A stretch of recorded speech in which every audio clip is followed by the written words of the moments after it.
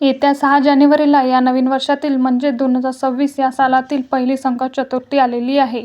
म्हणजेच मंगळवारी आलेली आहे. अंगारक संकष्टी चतुर्थी. मराठी पौष महिना सुरू आहे आणि या महिन्यामध्ये अंगारकी चतुर्थीचा योग जो आहे तर तो जुळून आलेला आहे. त्यामुळे या महिन्यात येणारी अंगारकी चतुर्थी हे एक विशेष आणि शुभ योग आहे. या दिवशी गणपतीची पूजा केल्याने विशेष फलप्राप्ती होते. जर आपण या अंगारकी चतुर्थीचं व्रत केलं तर आपल्याला वर्षातील सर्व चतुर्थी शुभ फळ जे आहे तर ते प्राप्त होत असतं. अंगारकी चतुर्थीला व्रत करून गणपती बाप्पाची पूजा केल्याने आपल्याला आयुष्य, सुख, समृद्धी आणि यश मिळते असं म्हणते. या दिवशी केलेल्या उपासनेमुळे गणपती बाप्पा प्रसन्न होऊन सर्व भक्तांच्या मनोकामना पूर्ण करतात. अंगारकी चतुर्थी ही भगवान गणेशाला समर्पित आहे. या दिवशी उपवास केल्याने सर्व मनोकामना पूर्ण होतात. सर्व नवीन वर्षातील पहिलीच अंगारकी चतुर्थी आल्याने तिचे महत्त्व हे अधिक वाढले. जेव्हा चतुर्थी ही मंगळवारी येते तेव्हा अंगारक योग हा तयार होतो आणि या चतुर्थीला अंगारकी चतुर्थी असं म्हटलं जातं. या दिवशी दिवसभर व्रत करून संध्याकाळी चंद्रोदय झाल्यावर उपास सोडला जातो. जर आपण या दिवशी चंद्राची पूजा न करता हे व्रत सोडलं तर या व्रताचा आपल्याला कुठंही शुभ फळ हे जे मिळत नाही, ते प्राप्तही होत नाही. या अंगारकी चतुर्थीचा योग आहे तर तो रात्री 9:22 होणार आहे आणि म्हणून आपल्याला या वेळेमध्ये चंद्राची पूजा करून हे व्रत जे आहे तर ते सोडायचं आहे. या दिवशी गणपती बाप्पा हे स्वतः पृथ्वीवर भक्तांना आशीर्वाद देण्यासाठी येत असतात. त्यामुळे पृथ्वीवरती गणपती तत्व हे इतर दिवसांच्या तुलनेमध्ये खूप जास्त प्रमाणामध्ये जागृत असतं. त्यामुळे या दिवशी व्रतासोबत गणपती बाप्पाच्या पूजेसोबत काही प्रभावी उपायसुद्धा केले जातात. आजच्या व्हिडिओमध्ये आपण एक अतिशय प्रभावी असा उपाय पाहणार आहोत. येत्या 6 जानेवारीला मंगळवारी अंगारकी चतुर्थीला तुम्ही उपवास नाही केला तरीही चालेल, पण हा उपाय नक्की करा. पण सकाळीच घरात आणा या झाडाचे एक पान. शत्रू तुमच्यासमोर लोटांगण घालेल. 7 पिढ्यांचे दारिद्र्य नष्ट होऊन कितीही कठीणातील कठीण इच्छा असेल ही पूर्ण होईल. घराची, मुलांची, पतीची अगदी भरभरून प्रगती होईल. तर असे कोणत्या झाडाचं पान आणायचं आहे, त्या पानाचं काय करायचं आहे, अशी संपूर्ण माहिती आपण आजच्या व्हिडिओमध्ये पाहणार आहोत. त्यामुळे हा व्हिडिओ तुम्ही स्किप करू नका आणि व्हिडिओ शेवटपर्यंत पहा. चॅनलवरती नवीन असाल तर सबस्क्राईब करा आणि व्हिडिओला एक लाईक करून कमेंटमध्ये श्री गणेशाय नमः असं नक्की लिहा. तर हा उपाय आपल्याला मंगळवारी अंगारकी चतुर्दशीच्या दिवशी करायचा आहे. सकाळी 12 वाजण्याच्या अगोदर आपल्याला या एका झाडाचं पान जे आहे तर ते आपल्या घरामध्ये आणायचं आहे. गणपती बाप्पा आपल्या हिंदू धर्मात बुद्धी, समृद्धी आणि अडथळे दूर करण्याचा देव मानला जातो आणि म्हणून कोणत्याही शुभ कार्याची सुरुवात गणपती बाप्पाच्या पूजनानेच केली जाते, जेणेकरून शुभ कार्यामध्ये कोणतेही अडथळे, विघ्न हे येणार नाहीत, कारण तो सुखकर्ता आणि सौभाग्याचा देवता आहे. चतुर्थी ही गणपती बाप्पा यांना समर्पित असणारी ही अंगारकी चतुर्थी जी आहे तर ती मंगळवारी आलेली आहे. त्यामुळे अतिशय दुर्मिळ योगायोग जो आहे तो 21 वर्षानंतर तयार झालेला आहे. या दिवशी राजयोग, बुधादित्य योग जो आहे तर तो निर्माण झालेला आहे आणि या योगावरती आपण जे काही उपाय करतो तर त्या उपायांचा आपल्याला शीघ्र फळ प्राप्ती होत असते. जर तुमच्या मनामध्ये भरपूर दिवसापासून एखादी इच्छा असेल, प्रत्येकाच्या मनामध्ये काही ना काही इच्छा असते, अगदी माझ्यापासून ते तुमच्यापर्यंत, आणि आपली प्रत्येक इच्छा पूर्ण होण्यासाठी आपण आपल्या आयुष्यामध्ये भरपूर मेहनत, कष्ट करत असतो. परंतु कधीकधी आपण कितीही प्रयत्न केले आणि कितीही कष्ट केले तरीही आपल्या प्रयत्नांना यश मिळत नाही आणि आपली कोणतीही इच्छा, मनोकामना ही पूर्णच होत नाही. जर आपल्या कुंडलीतले ग्रह हे कमकुवत असेल तर आपल्याला प्रयत्नांना यश मिळत नाही आणि आपल्या इच्छा देखील पूर्ण होत नाही. पण गणपती बाप्पा हे अडथळे दूर करणारा देव म्हणून ओळखला जातो.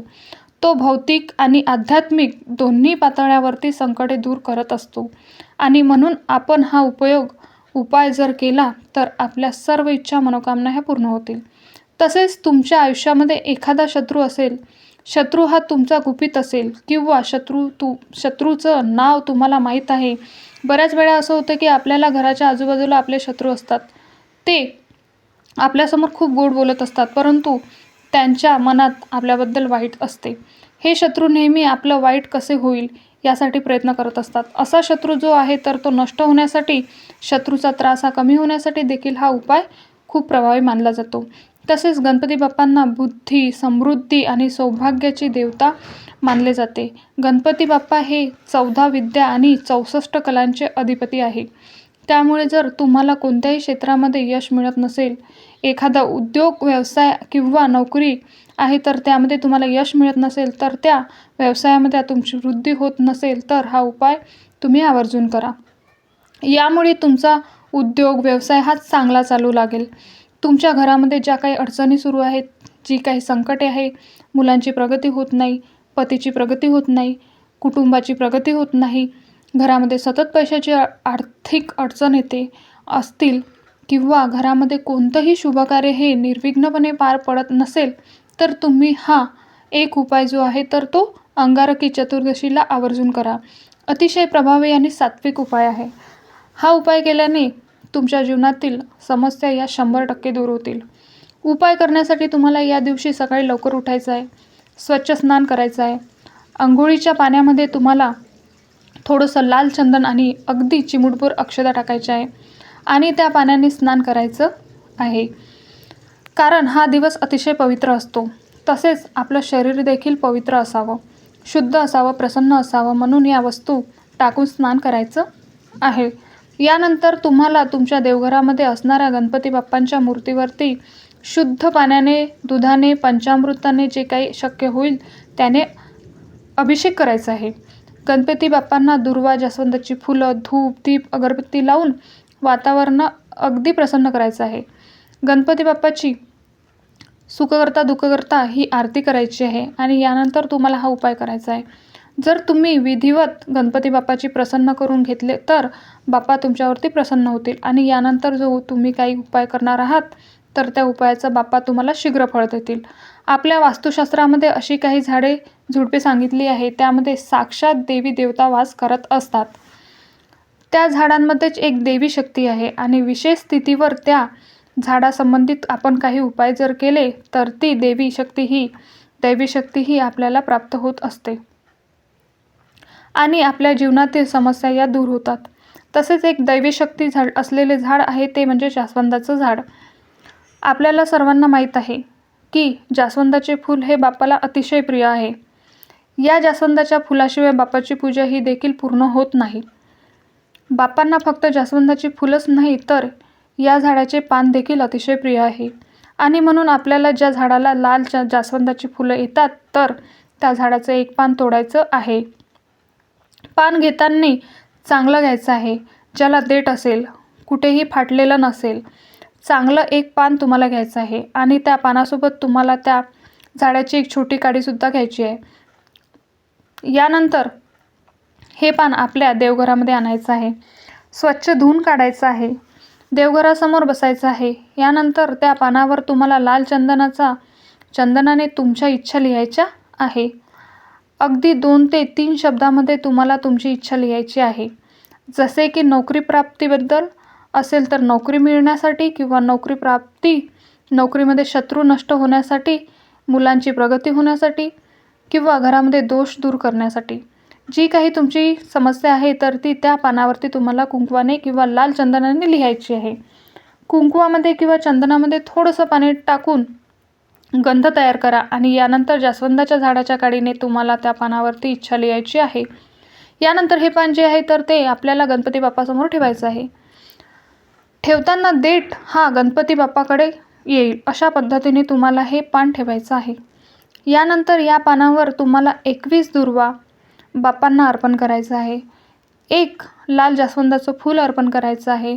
11 अखंड तांदूळ घ्यायचे आहे, कुठेही तुटलेला फुटलेला नसावा असे 11 अखंड तांदूळ तुम्हाला घ्यायचं आहे. त्या तांदळाला हळद आणि कुंकू लावून लाल पिवळ्या अक्षदा तयार करायच्या आहे. या अक्षदा आपल्या उजव्या हातामध्ये घ्यायच्या आहे आणि 16 वेळा तुम्हाला ओम श्री विघ्नहर्ताय नमः हा मंत्र म्हणायचा आहे आणि या अक्षदा तुम्हाला त्या जास्वंदाच्या पानावरती बाप्पासमोर अर्पण करायच्या आहे. यानंतर बाप्पांना हळद कुंकू अक्षदा अर्पण करायचे आहे. धूप, दीप, अगरबत्ती ओवाळून घ्यायची आहे आणि तिथेच बाप्पासमोर बसून तुम्हाला 3 वेळा गणपती अर्थवर्षिष्ट पठण करायचं आहे. आणि एक वेळा गणपती बाप्पा संकटनाशक स्तोत्राचं पठण करायचं आहे. यानंतर दोन्ही हात जोडून आपली इच्छा मनोकामना व्यक्त करायची आहे. संपूर्ण दिवसभर हे पान बाप्पासमोर ठेवायचं आहे आणि एक तुपाचा दिवा, तेलाचा किंवा तुपाचा दिवा संध्याकाळपर्यंत चालू ठेवायचा आहे. यानंतर सायंकाळी 4 वाजल्यानंतर काय करायचं आहे, ते पान जे आहे तर ते समोरून उचलून घ्यायचं आहे. त्या पानावर अर्पण केलेल्या 11 तांदूळ, दूर्वा, जास्वंद फूल जे आहे तर ते तुम्हाला त्या पानामध्ये बांधून एका धाग्याने पॅक करायचं आहे आणि यानंतर हे पान घेऊन तुम्हाला तुमच्या जवळच्या जिथे कुठे गणपती बाप्पाचं मंदिर असेल तिथे जायचं आहे आणि हे तुम्हाला बाप्पाच्या चरणी अर्पण करायचं आहे आणि पुन्हा एकदा आपली इच्छा मनोकामना व्यक्त करायची आहे, प्रार्थना करायची आहे. अशा पद्धतीने हा तुम्हाला उपाय जो आहे तर तो अंगारकी चतुर्दशीला करायचा आहे. अतिशय प्रभावी उपाय आहे, तुम्ही नक्की करा, तुम्हाला याचा आवश्यक फळ मिळेल. हा उपाय केल्याने तुमच्या सर्व इच्छा मनोकामना पूर्ण होतील, आयुष्यातील सर्व समस्याही दूर होतील. तर ही अतिशय महत्त्वपूर्ण माहिती तुम्हाला आवडली तर लाईक करा. तुमच्यापर्यंत माहिती पोहोचवण्याचा माझा उद्देश होता. माहिती उपयुक्त वाटली असेल तर व्हिडिओला लाईक करा आणि चॅनलला सबस्क्राईब करून आम्हाला प्रोत्साहित करा. सर्वात आधी श्री स्वामी समर्थ. जय जय स्वामी समर्थ. श्री गणेशाय नमः. धन्यवाद.